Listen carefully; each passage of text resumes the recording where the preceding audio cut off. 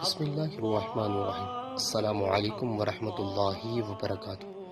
حضرت ہانی رضی اللہ عنہ بیان کرتے ہیں کہ حضرت عثمان بن عفان رضی اللہ عنہ جب کسی قبر کے پاس کھڑے ہوتے تو اتنا روتے کہ داڑھی تر ہو جاتی۔ کسی نے کہا، آپ جنت اور جہنم کا ذکر کرتے ہیں تو آپ کو رونا نہیں آتا اور قبر کو دیکھ کر روتے ہیں، اس کی کیا وجہ ہے؟ انہوں نے کہا، رسول اللہ صلی اللہ علیہ وسلم نے فرمایا، قبر آخرت کی پہلی منزل ہے، اگر آدمی اس سے نجات پا گیا تو بعد والے مراحل اس سے آسان ہوں گے، اگر اس سے نجات نہ پا سکا تو بعد کے مراحل اس سے زیادہ دشوار ہوں گے۔